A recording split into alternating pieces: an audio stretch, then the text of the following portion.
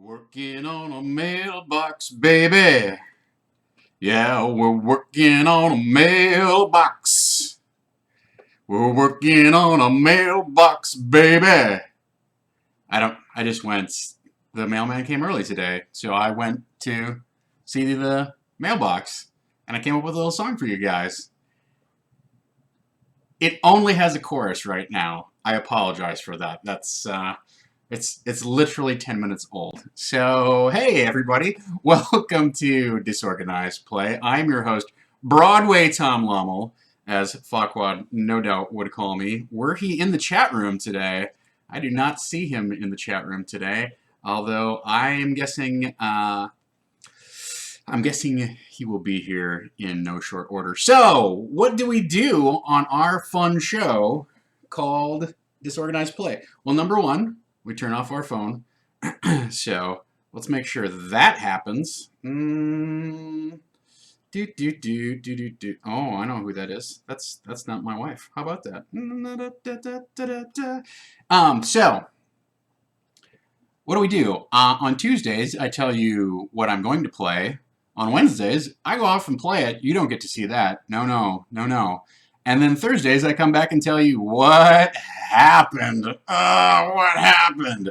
So, welcome to the recap show. You know what? Let's put that title up there. It is not session prep today. No. It is the recap show.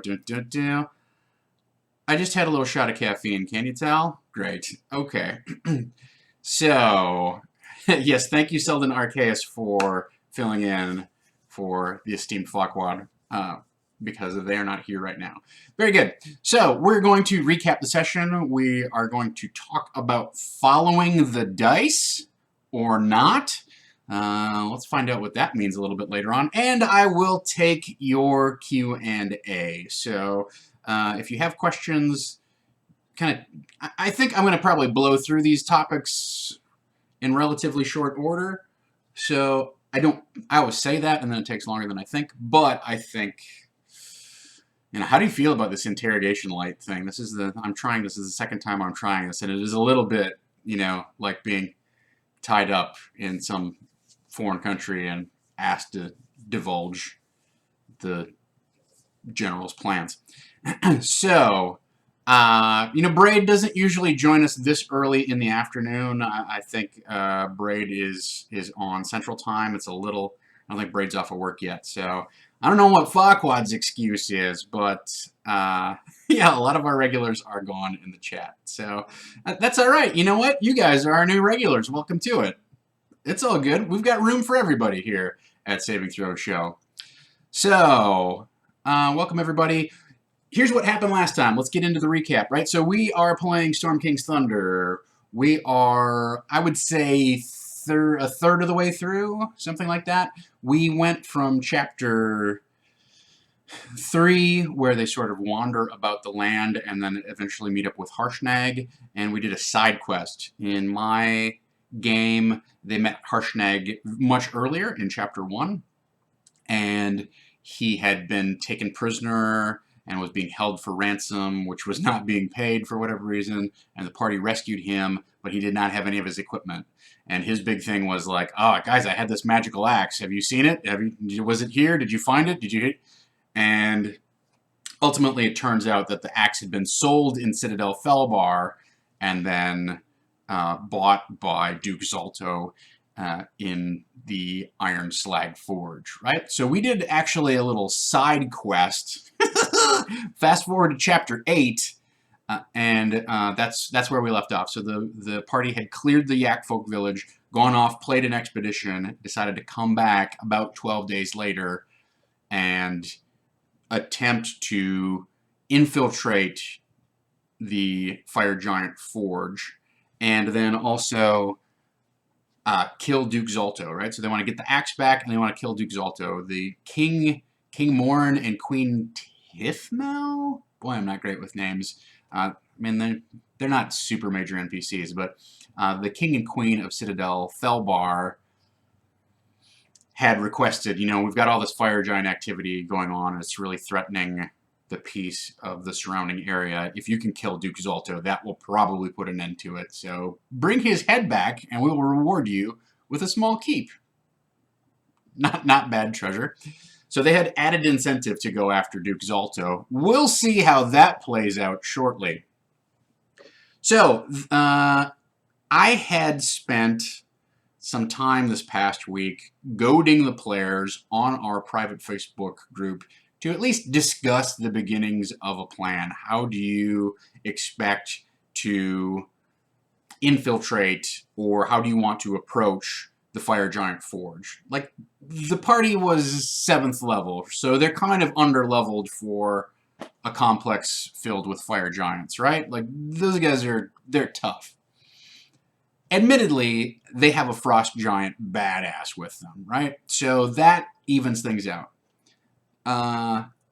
They also were granted 10 dwarves by the king and queen of Citadel Felbar. Like, okay, if you can go free our brethren and put an end to Duke Zolto, we can't spare a lot of forces, but here's 10 stalwart guards that will accompany you and do what you want. Those guards were also sort of included as a way to sell the fact that the party were slavers and had slaves to sell to the fire giants. So it had become clear from the previous session that the fire giants were interested in buying more slaves so that they could increase their mining activity and up their rate of production and whatnot. And I mean, nobody in the party for sure, and nobody in the surrounding countryside knew that they were assembling, you know, the Voin and Dodd, etc. So, Selden, we'll come back to talking about Dungeon World in our Q&A time. I'm certain to have some thoughts on that. And it may tie in with our little topic of following the dice.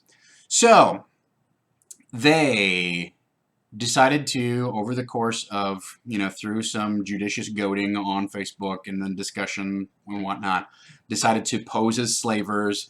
They're going to have the bards kind of tied up as like a nobleman that could be ransomed off. They're going to have the 10 dwarves stripped down to look like slaves, but have, like, you know, quick release manacles on them and stuff like that. We got to the table and they did some further planning.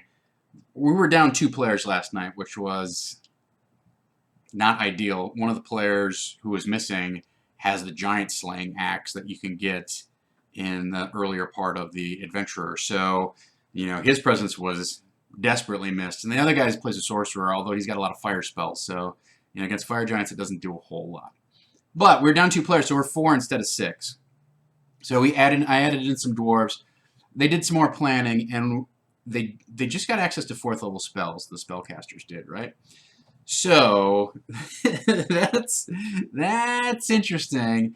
The bard took what I would consider an unconventional choice for a bard and took polymorph, right? So he can polymorph into any type of beast that he chooses to, or he can polymorph somebody else into some other type of beast. And the plan that they came up with was fairly clever, which was they loaded up Jorgen, the Frost Giant, with all of the dwarves' armor and all of their weapons and all of the equipment that they wanted to stash. They gave that to him in a big bag, and he got to wear his plate mail and keep his normal, regular old great axe going.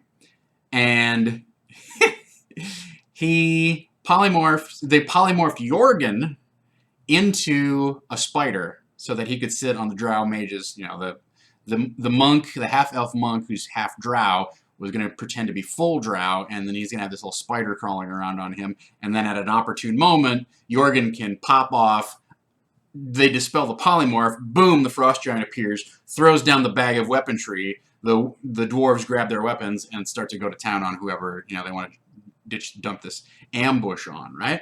So that was a very clever plan.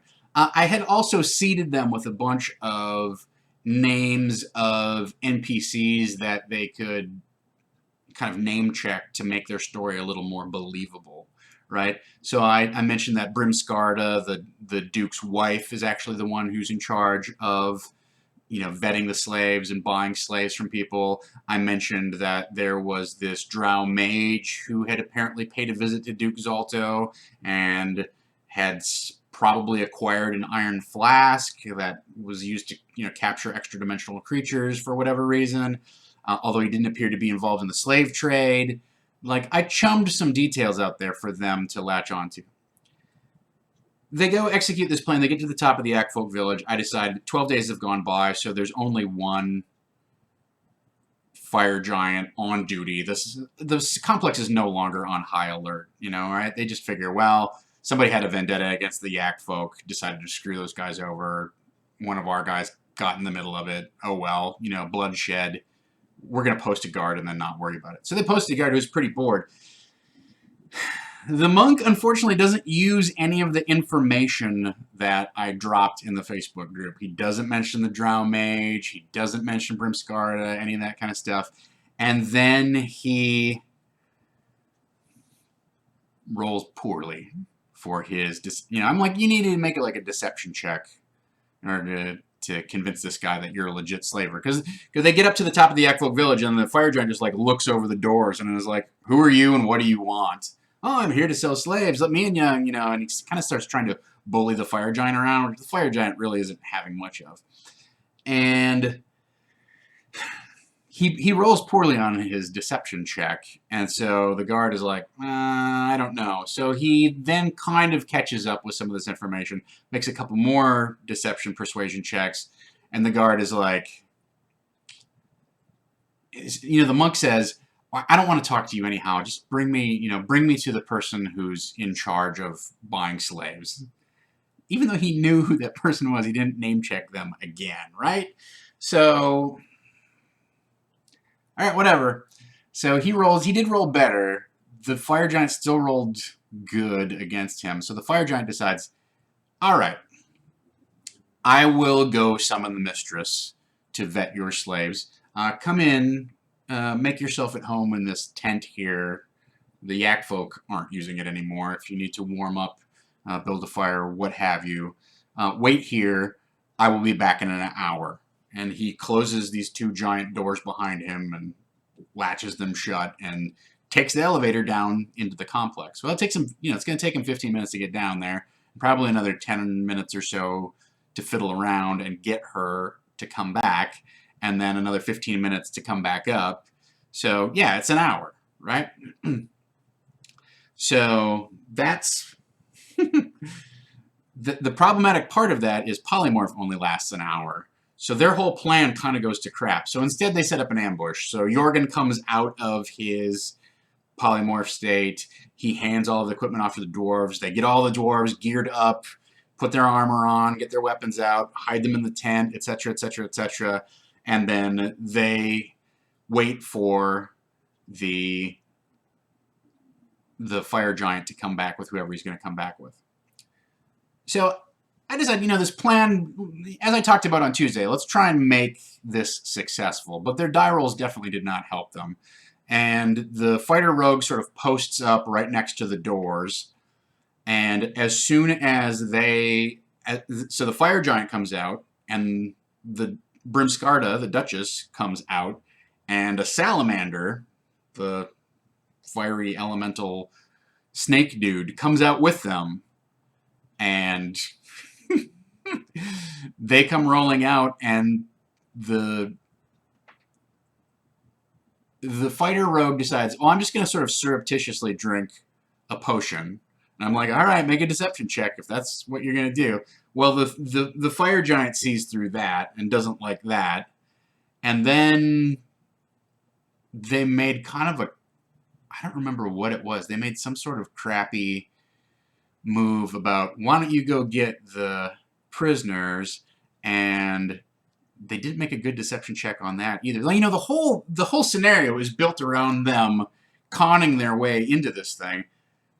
They weren't very successful because of bad die rolls, and honestly, like, the fire giants have +2 in their wisdom rolls, so it's not like they're total dupes for this, right? So they go, oh yeah, they say to the gnome cleric, why don't you go and get the rest of our slaves and we can show them what they look like. and the Duchess doesn't buy off on that either, and she looks and she gives a wink to the fire giant guard, and he begins to unsheath his sword, and we go into combat. So that was the way things happened. We had a somewhat involved combat, very bruising combat. Jorgen comes charging out. The good news for the party is that the fire giants rolled extremely poorly on their initiative. So actually, Jorgen even went before them, which is not the Jorgen way of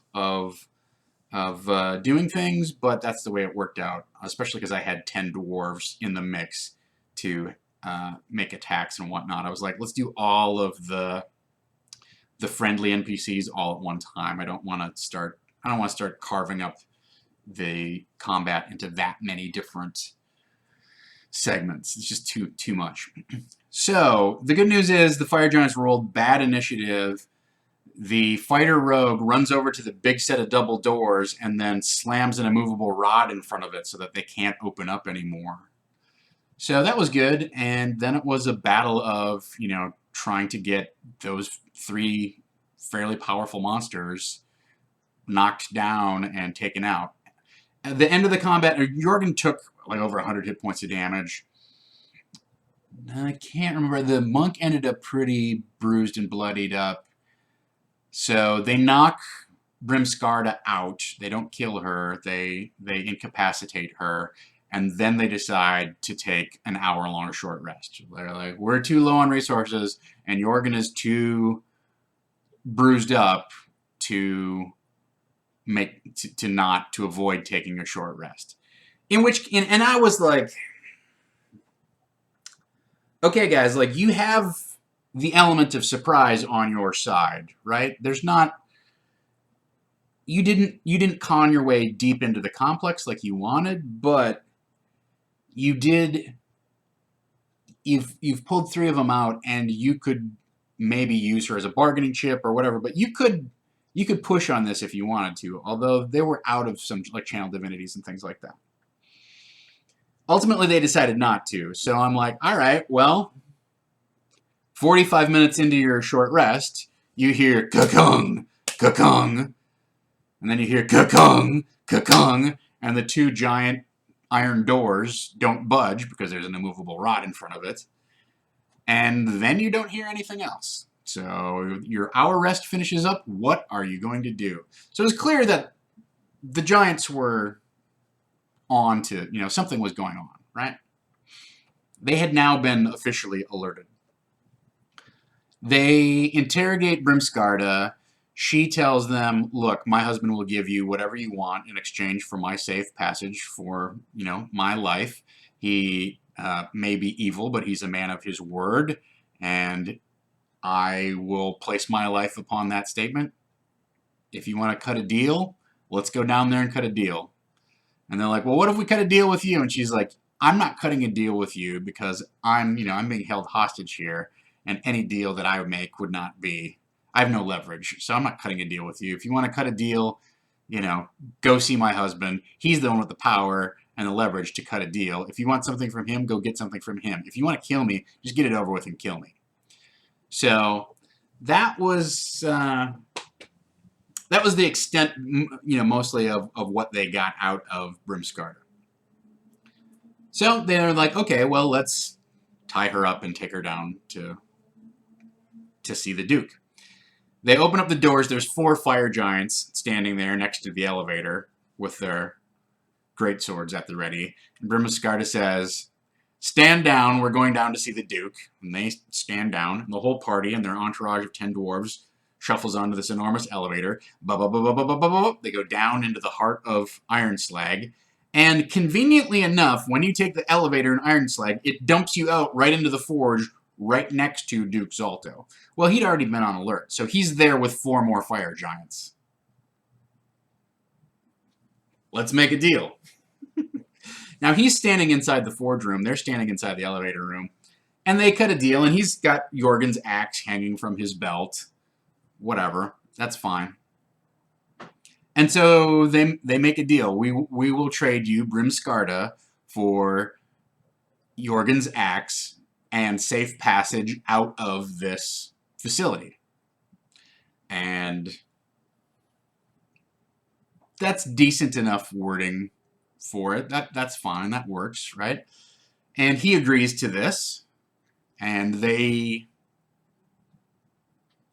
do some insight checks and believe that he's, giving his word, which of course he is. And so they enter, he goes and puts the axe down in the middle of the floor, and he says, "Bring Brimskarda forward." And Jorgen walks up, and he looks at the axe, and he kind of touches it, and sure enough, that's it. And he picks it up, and they, begin to escort Brimskarda to the threshold of the complex, and they walk into the main workshop, and then they see the Voinendad Colossus hanging from these various gantries and the giant, pieces of this thing that he's assembling, and they're like, "Oh no, we gotta take this guy out. We can't let him put this thing together. This is really bad." So they get almost to the threshold of the exit to the door, and they turn on the fire giants. The whole party of fire giants kind of keeps moving in sync with them, I didn't count the squares very well. So combat breaks out. It turns out that most of the giants have to make a double move in order to close on everyone. But, it's 4 fire giants. No, it was 5 fire giants. Well, 4 fire giants, Duke Zalto, and 2 hellhounds who were there, which I thought was a pretty, safe amount of force. I guess if I wanted to be a real jerk about just how much brute muscle that Duke Zalto commands, I could have brought more fire giants into the mix, and then maybe they would have thought 3 times about coming back. But as we talked about on Tuesday, I wanted to get into this chapter, get this mission resolved, and get out, if possible, in one session.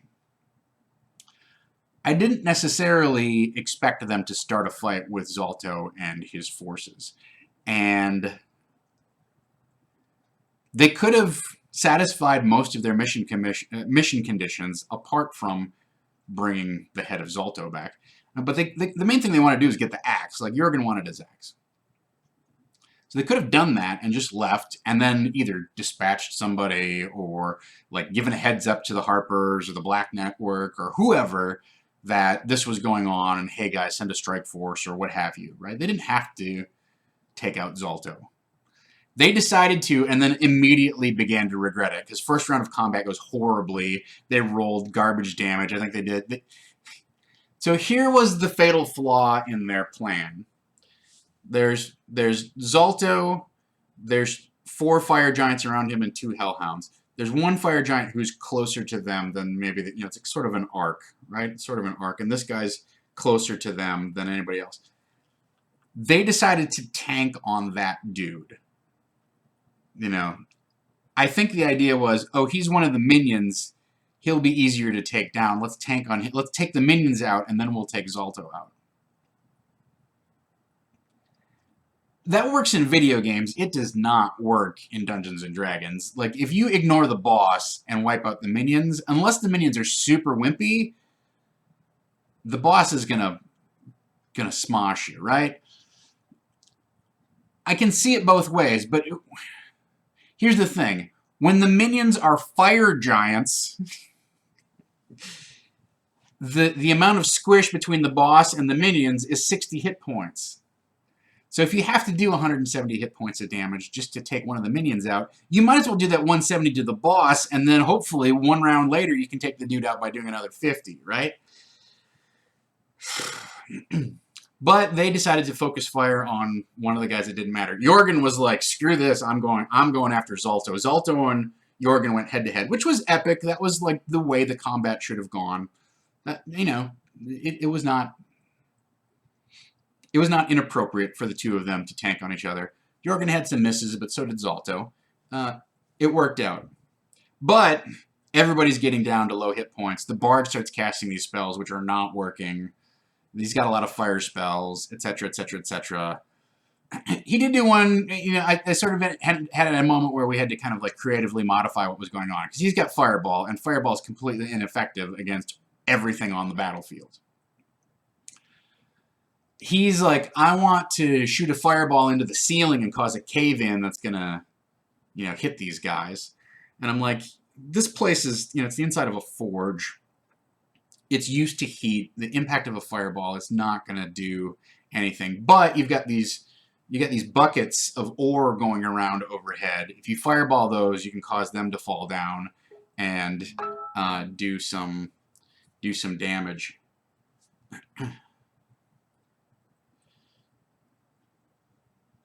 So I had him make some Arcana checks, and I had him roll just some dice. Like, I tend to do something where I'll just have them call high or low, and I'll roll a d6. And if they call it high and I roll high, then they get what they want. And if I roll low, then they don't get what they want, right? So he did high, low, and he did reduced amount of damage. And I said, all right, so these things are going to fall down. They're going to do 46 instead of 66. And if they make their dex check, then they take no damage instead of taking half damage. Fair enough. All right. That's all right. He did manage to, like, a bunch of them ended up failing their dex checks and getting hit by the ore buckets. So that was a nice, cool moment of the combat. But generally, the combat was going badly for everybody. The monk went down like right away. The life cleric is healing people left and right. Dwarves ended up being, a little sturdier than maybe the party expected. They were berserkers, although none of them were going to rage, because that was just inviting like crits and stuff like that. So the fight gets very tough, and almost from the get-go, the fighter rogue, who initiated the whole thing, who was like, we gotta take these guys out, goes, oh, this is bad. We shouldn't have done this. This wasn't a good idea. Oh, well, my stomach hurts. Why did we get into this fight? I'm like, it was your idea. Like, you prompted it. This is a fight you guys, and you in specific, chose to pursue. You were under no obligation to do this right now, and you did it. Jorgen continues to pound on Zalto. Everybody else finally takes down the one fire giant. I'm like, congratulations, you've only got 3 more and the boss monster to go. They took out one of the hellhounds. Those guys are squishy. Come on. They've only got 45 hit points. That should have been easy. Jorgen and Zalto, trading blows, trading blows. The store starts closing, so we're like, we gotta, we'll get through one more round of combat, and then we gotta figure out, I'm looking at the board going, I don't know how we solved this thing. Zalto's still got 80 hit points left. The bard casts, I don't remember the proper name of the spell, if it's Frightening Visage or whatever it is. Anyway, it's make a wisdom save or be forced to use your reaction to move your speed away from the bard, right? Somebody remind me of what spell that is. At any point, the Duke fails his wisdom save and has to retreat. He trips off AOs from 3 different dwarves, and he trips off AOs from 2 dwarves, the fighter rogue, and Jorgen. Can't remember if Jorgen hit him or not. But anyway, so that does some damage to him. Bum, bum, bum, bum. And then it comes up to be the friendly NPC's turn. 2 dwarves converge on him. One of them hits and does 18 points of damage. Jorgen walks up, hits him for another 35.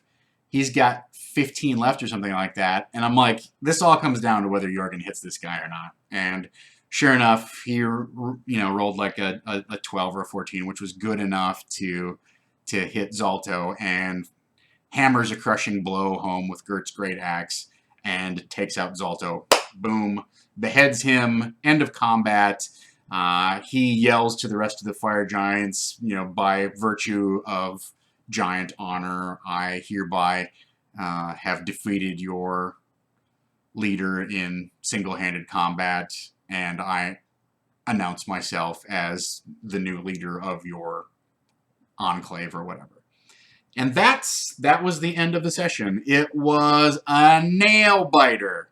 It was climactic. I thought we were either going to have to cliffhanger this one again, which I did not want to do, or I was going to have to come up with some like hand wave interlude kind of thing and just say, all right, guys, well, here's where we left it. I rolled, some dice for the rest of the combat. Here's what ended up happening, which is very anticlimactic, and I also did not want to do. So those were our options. Unfortunately, the dice, through a failed saving throw and some clever, judicious spell casting on the part of the bard, and the fact that Jorgen just kept tanking on that guy, they managed to defeat the scenario. I will have to do some sort of interlude that's like, okay, here's how you clean it up. Here's a few more things that you find. Here's, the Jorgen frees the slaves. Here's what he decides to do with the adamantine colossus, etc. But my goal at this point is like get out of this chapter altogether. Like let's keep the plot rolling. We can hand wave this piece of it. The rest of kind of what the cleanup operation is here. We don't have to go through and have a discussion around the table of, well, here's how everything gets divided up, and let's go in this room, explore this room, etc., etc., etc. Like, I am not interested in doing that. So I think next week's session is going to be, let's move on. Let's go to the Oracle of Anam the Allfather. So I will probably montage, handwave that piece of travel too, and we will go about exploring that complex next week. That's where we're at. So that is the recap. 20 minutes, about standard. All right, so following the dice, and we'll kind of come back around to Selden Arcae's. For those of you watching on VOD later, Selden Arcae is DMing their first game it sounds like of anything, right? DMing for the first time, and the group has chosen to play Dungeon World. So we're going to talk about some tips and tricks for running Dungeon World in general, and maybe as your first time scenario in specific, right? So, following the dice, here's the thing. As we talked about on Tuesday, I was trying to set the party up for success, right? So I was trying to load them with as many tools to help make their mission as successful as could plausibly be expected, right? And I think the key word in that phrase is plausibly. Like, your entire goal in creating a scenario or a challenge in any role-playing game, but in Dungeons & Dragons in particular, is to create something that they could plausibly defeat. And if the monster is above their level and is something that they should not be fighting, like a dragon or what have you, or a beholder or whatever, then you need to make sure that there are elements available to the party to plausibly defeat that creature, if in fact that's your goal, right? Like, there's certainly a school of DMing that says, there's a dragon on this map, there's plenty of warnings that there's a dragon in this particular area. If they ignore those warnings, the dragon will eat the people who go into that area, right? So you can play a little gritty if you want to. I think it's incumbent upon you to give the players a little bit of foreshadowing or warning to do that. But it's important to, like, if you want that style of DMing to be very, like, take no prisoners in your smash mouth Dungeons & Dragons, that's fine. I don't think that's the way that most people play. There's certainly an old school contingent of players who, or of gamers who do that. That's fine. But that's not really my particular style of gaming. Like, I like putting big challenges in front of people and then giving them plausible elements that they can manipulate in order to achieve some sort of victory outcome. It may not be defeating the monster. Maybe they get away with, being given a quest, or being just getting a warning, stay out of my area, and maybe they gain some information about what this dragon or beholder is up to, and they can manipulate, use that information to come back later, something like that, right?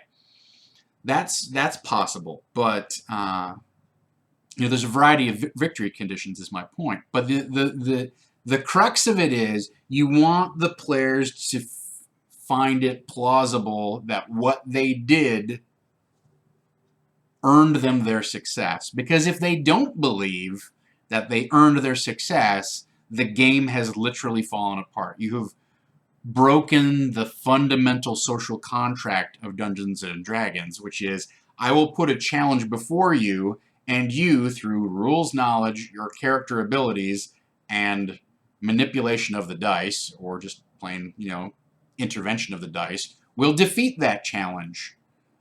And there is a construct of hit points and armor class and ability scores that helps resolve the end result of that challenge. You have those things, the monster has those things, the dice meet in the middle, your tactics sway the battlefield one way or the other, and at the end, an objectively true result has been achieved of either success or defeat, right? Like that's and the other part of the social contract is you will be rewarded then for your activity in the form of XP or gold or magic items or all of the above, right? Or theoretically information, right? So you may defeat a Minotaur and not get any treasure, but you might get a wizard's journal that has information about a dragon's lair in it or something like that. So that's some GMing philosophy, right? So as I said, my goal on Tuesday was to stack the deck with as many of those elements as possible. Not so that I was railroading the players into, hey guys, if you sneak in and pretend to be slavers, this is gonna be a great way to get away with things. I did fundamentally believe that. I'm open to other ideas, but I'm trying to stack the deck with elements that maybe either lead them to that conclusion, and then they put their own spin on it, which they did, which was great, or at least give them tools to formulate their own solution, right? So I didn't know, this was dangerous, right? I didn't know about including the piece of the Drow Mage and the Iron Flask, and I didn't really specify what his mission was, although I made it clear he's not a slaver. He's involved in something separate with the Duke. I didn't know what that element was going to do. It ended up sort of muddying the waters a little bit, right? But I put it out there as an element for them to use. They could name check this guy and maybe it would give them a little more credibility or whatever. So, on the one hand, the session was problematic because they didn't use that information, even though I'd given it to them. Sometimes it's the start of the session and you just BS'd about enough of other stuff that you forgot about what everybody posted earlier that afternoon. The other thing that happened was they had some bad dice rolls. So part of the social contract is that the dice mitigate, monster set of stats, player set of stats, what the challenge is going to be. The dice are the objective mitigator of that. So you have to follow the dice. Dungeons & Dragons doesn't give us a ton of creative options for failing a dice roll. You fail a dice roll, it didn't work, is generally the outcome. You tried to attack something with your sword, it did not work. You searched for secret doors, you rolled crappy, you're not going to find any even if they're there.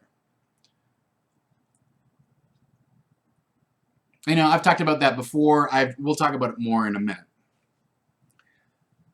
The way that you can get around this a little bit, and the way that I got around it last night was, okay, rather than failure being a complete failure, like his initial pitch of, oh, I'm a slaver, was not well received by this giant.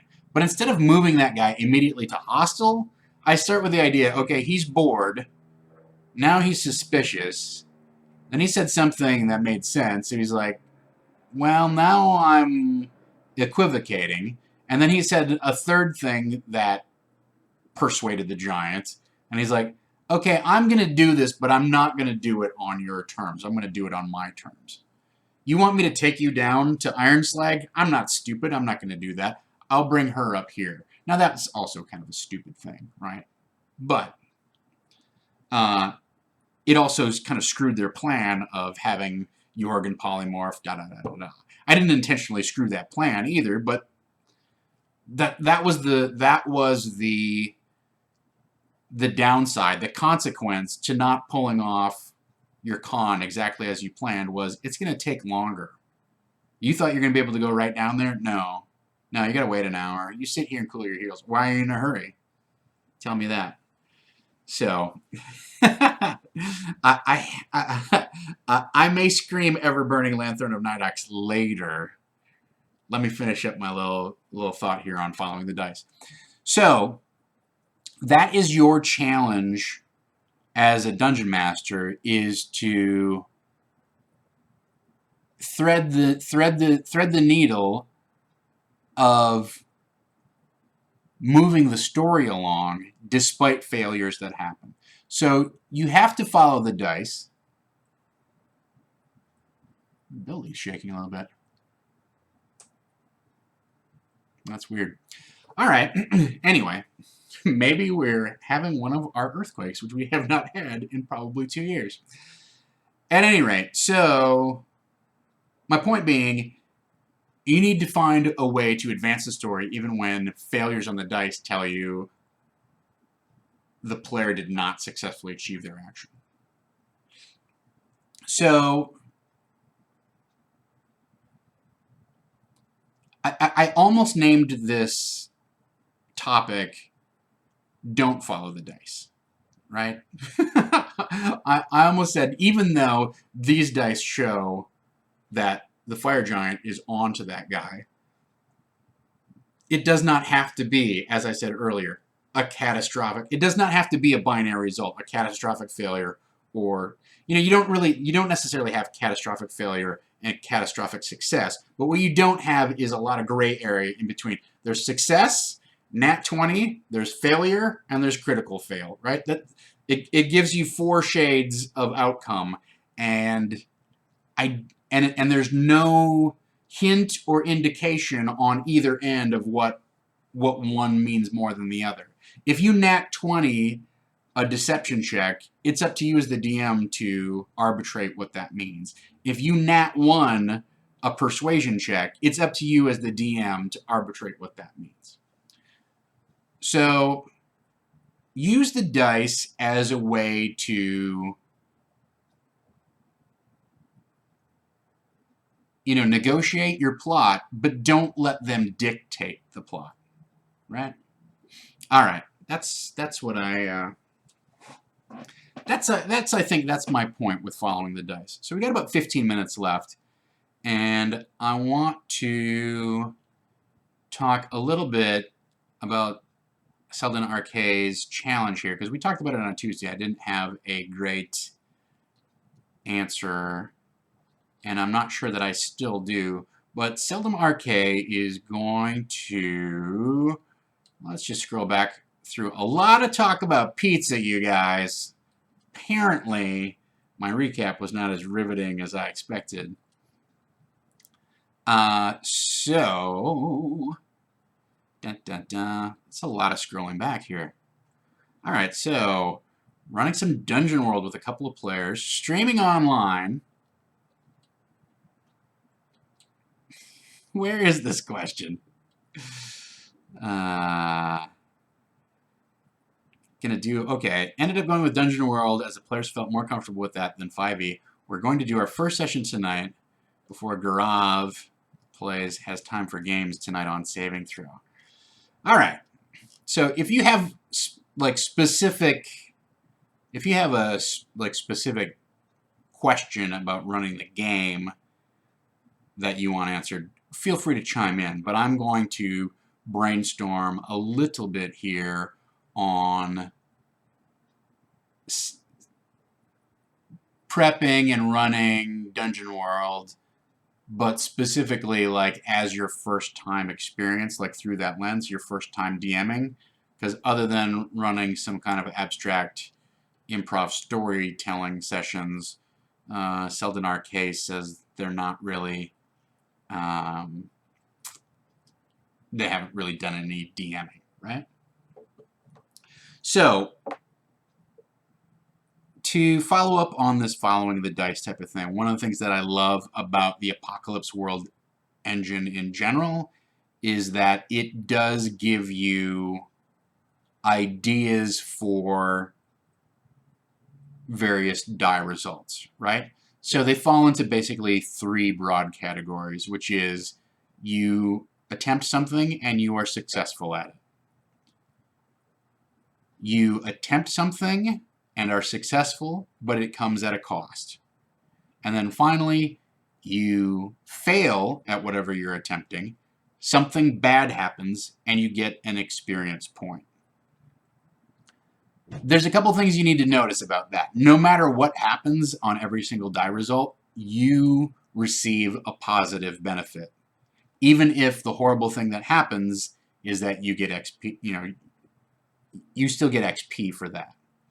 So that's one thing that I like about the system, is that you're rewarded for your action no matter what you do.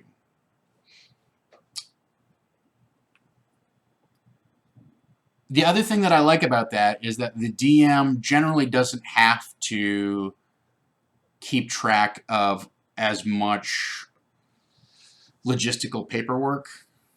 It's a far more abstract game, so it's not so much like, oh, okay, you can move 7 squares and then attack, and then you move 2 more, or you're flanking now, and like it's much more theater of the mindy, which means theater of the mindy, but it takes place in the theater of the mind. It's a much more descriptive type of combat, and by necessity, I don't think that Apocalypse World would work great in a miniatures type of scenario. So on the one hand, you're not doing all this logistical stuff of like, whose initiative order is it, and I'm juggling what, how many hit points, and then this guy goes over here and he attacks, and I roll for an attack roll, and like the GM doesn't have to do that paperwork. That's sort of in a lot of ways pushed on the players, what minimal amount of it there is. So that's important. I think it's important for you as a GM to, like, I think this is a clever choice or a shrewd choice for your first time GMing, because you can ignore most of that stuff. Sure, you have stats and armor class on a little card, on a note card or something like that, or in the book or whatever. But you don't have to do anywhere near as much micromanaging of ability score, stats, hit points, what order, where everybody is in the battlefield, etc., etc., etc. Far less logistical management. What it frees you up to do is to be listening to everything everybody's saying, right? And what the situation is, and you have time then to be thinking about, like, what are some possible outcomes of what this person is doing. And if they don't have a clear success, then maybe I'm just going to attack somebody if they have success at a cost. Or what are the bad things that can happen to them if they fail out, right? If their action fails out. And the nice thing about Dungeon World is it has a general list of moves that you can make against the players. And the brilliance of that system is that you do not have to make a move against the player who failed.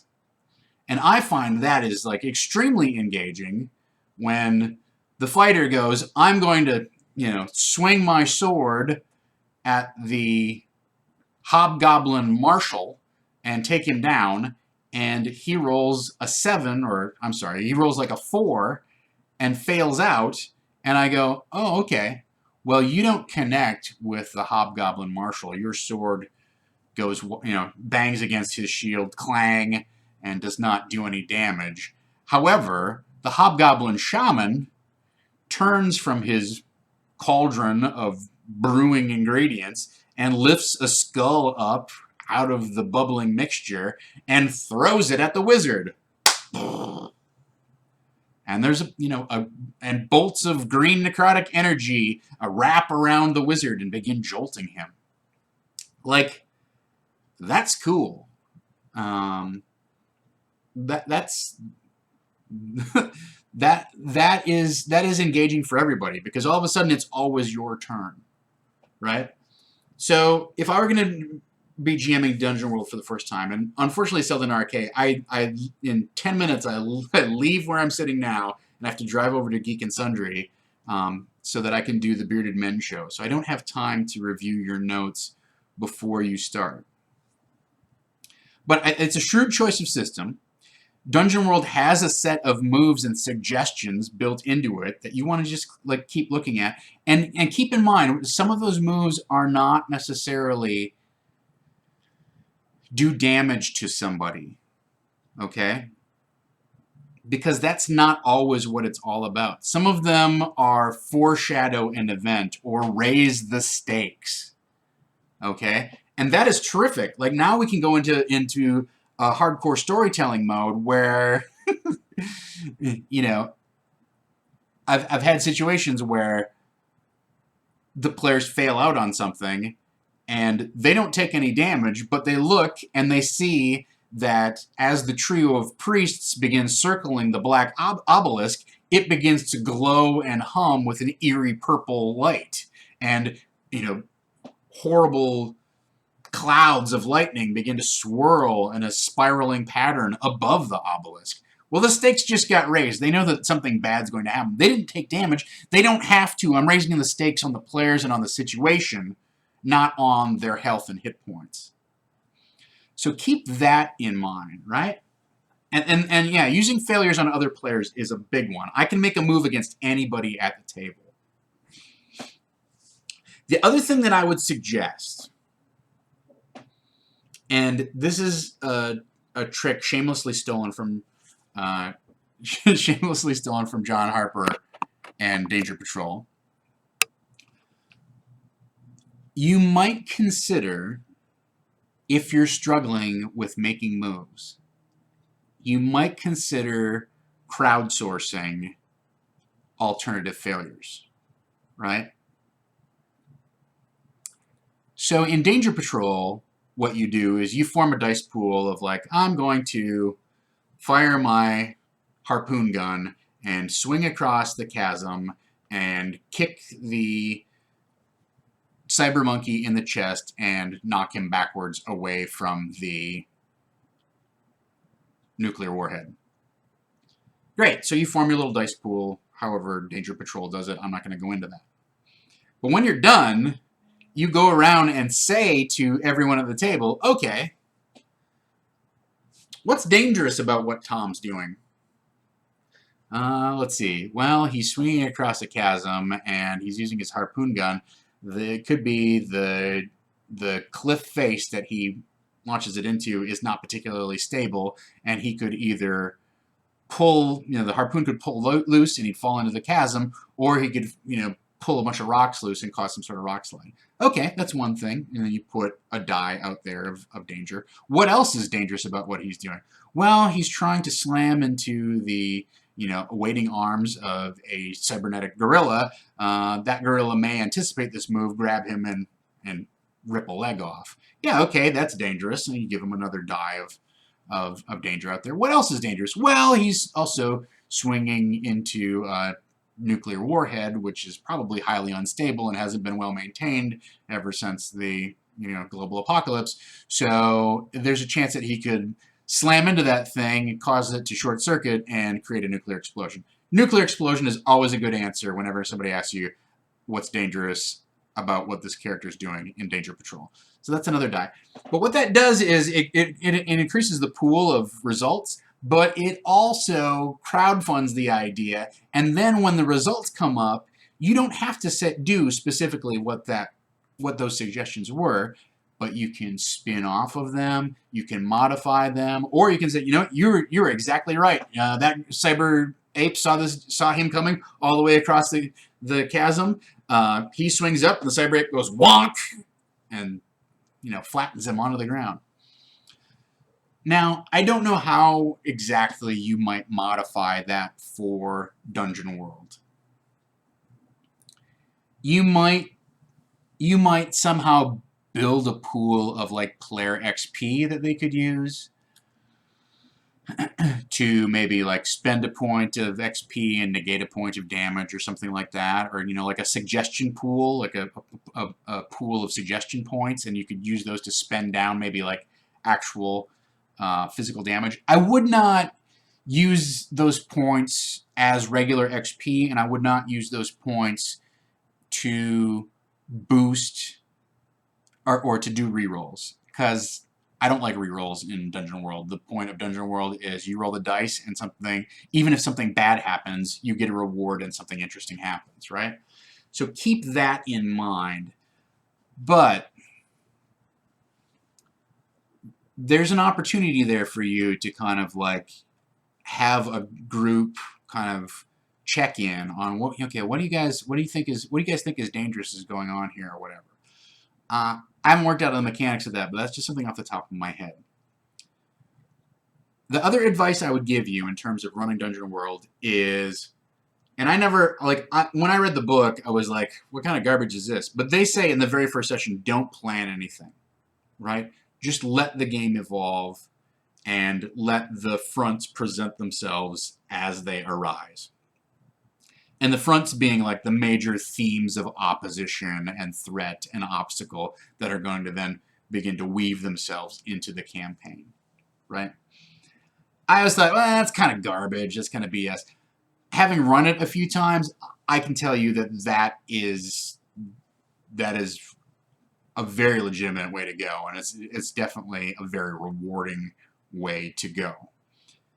I would suggest that you plan some basic facts about the location where the players are going to find themselves, and maybe have a few NPCs and people who populate the world and bring color and conflict to the world, but more the potential for conflict, not this guy's the evil necromancer and he wants to kill the PCs.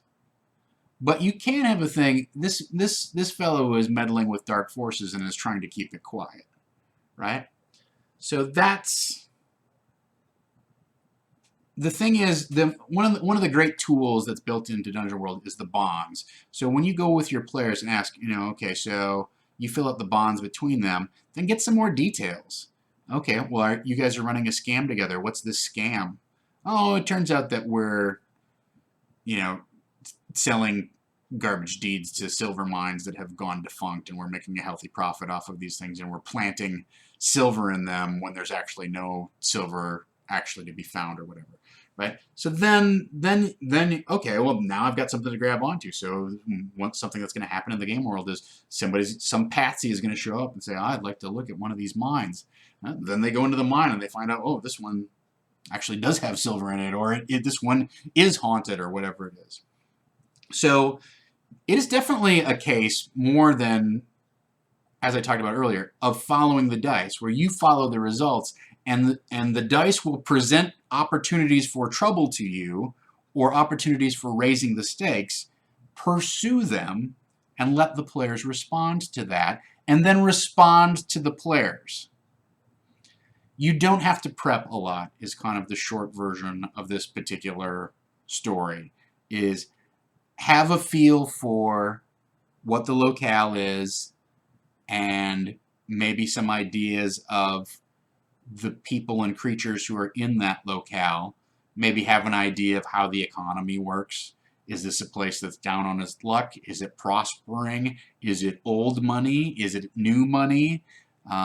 Is it a boom town? Is it a boom town that's fading out? You have a lot of different options there, but it doesn't take a ton of prep to go, okay, this is a mining town, it's on its way up. Like, you've seen that movie, now you know, okay, there's going to be a bunch of guys who are selling tools at highly inflated prices. There's going to be a line out the door at the land register to stake claims. The sheriff is probably going to be rough and tumble and enforcing law, beyond what might be considered legitimate in a more civilized urban area. It's like, okay, just by saying it's a boom town, I've spun all of that detail out. So sit down, make a few notes about it. Don't be afraid to change those notes. So that is definitely Dungeon World, is make a very skeletal baseline of what of the area you want to introduce them to. Is there a magical school there? It can start with something as simple as, there's a magical school in town that is not very prestigious. Great, let's go explore that thing. All right, well, I need to know who's the headmaster of the school. I need to know a little bit of something about the teachers. Are the players coming in to be students? Are they coming in to be faculty, etc.? But start with a very basic idea, and then kind of follow the trouble that the players want to get into. Heighten the stakes. Raise the stakes on the situation. And don't be afraid to introduce a twist or two based upon what the dice tell you. So that is my quick, very straightforward, simple kind of advice on Dungeon World. I hope your first time DMing goes great. Don't let the rules bog you down too much.